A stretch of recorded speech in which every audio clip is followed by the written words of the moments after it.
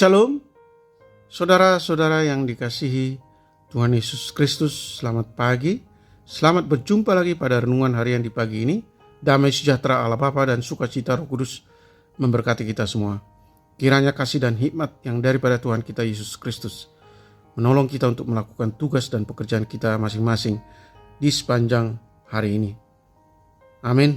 Nah, renungan buat kita hari ini Minggu tanggal 10 November 2024 diambil dari kitab Perjanjian Lama,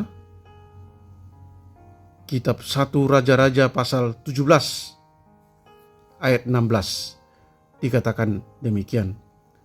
Tepung dalam tempayan itu tidak habis dan minyak dalam buli-buli itu tidak berkurang seperti firman Tuhan yang diucapkannya dengan perantaraan Elia.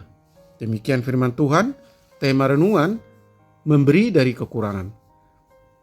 Saudara yang dikasihi Tuhan Yesus Kristus, nats khotbah ini merupakan sebuah janji Tuhan kepada seorang janda di Sarfat. Dalam keterbatasan tepung dan minyak, janda itu punya potensi untuk menolak permintaan Elia. Itu manusiawi. Secara normatif, dalam kondisi terbatas, bahkan kekurangan, kecenderungan orang pada umumnya adalah cari aman, mengutamakan diri sendiri.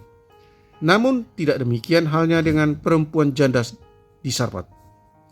Dalam keterbatasan hidupnya, ia masih mau memberi respon positif.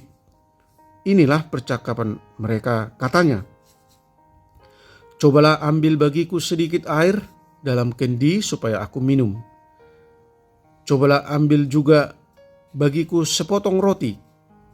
Perempuan itu menjawab, "Demi Tuhan Allahmu yang hidup, sesungguhnya tidak ada roti padaku sedikit pun kecuali segenggam tepung dalam tempayan dan sedikit minyak dalam buli-buli. Kemudian aku mau pulang dan mengolahnya bagiku dan bagi anakku. Dan setelah kami memakannya, maka kami akan mati." Bandingkan ayat 10 sampai dengan ayat 12. Saudara yang terkasih di dalam Yesus Kristus, janda di Sarfat dalam keterbatasannya tetap menunjukkan kualitas diri, yaitu kemurahan hati. Setelah mendengar perkataan firman yang disampaikan Elia, tumbuh benih iman dalam diri janda tersebut. Akhirnya ia melakukan apa yang diperintahkan, yaitu memberikan roti kepada abdi Allah itu sebagai pilihan berisiko namun mengandung harapan. Itulah kunci untuk mengalami mujizat Tuhan.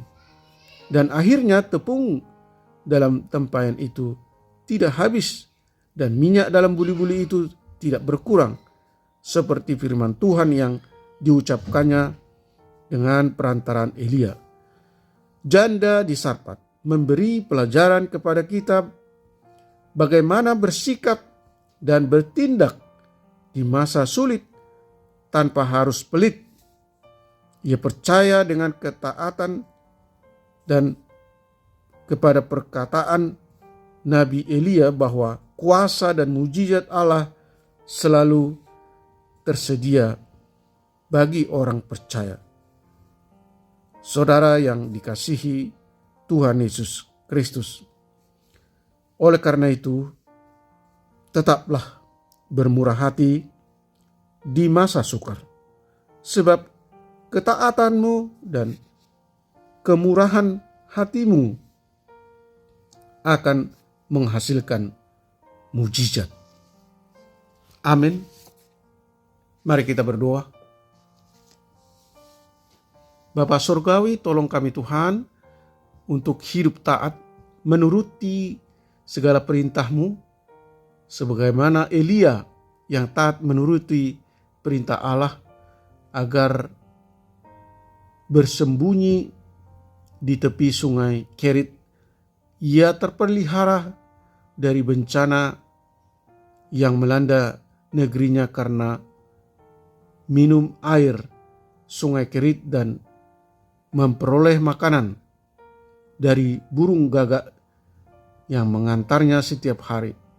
Demikian jugalah janda Sarpat dan anaknya yang taat menuruti permintaan Elia, sehingga janda dan anaknya dipelihara Tuhan hidupnya secara ajaib. Bahkan anaknya yang mati karena sakit keras dihidupkan kembali oleh Allah. Oleh karena itu, tolong kami Tuhan untuk memahami bahwa ketaatan dalam melakukan perintah Tuhan akan mendatangkan berkat Tuhan untuk diri kita sendiri dan untuk keluarga. Bantu kami untuk membiasakan diri memperhatikan orang yang lemah, untuk selalu peduli dan memiliki belas kasihan kepada orang yang berkekurangan atau orang yang mengalami penderitaan. Tolong kami untuk menjadi berkat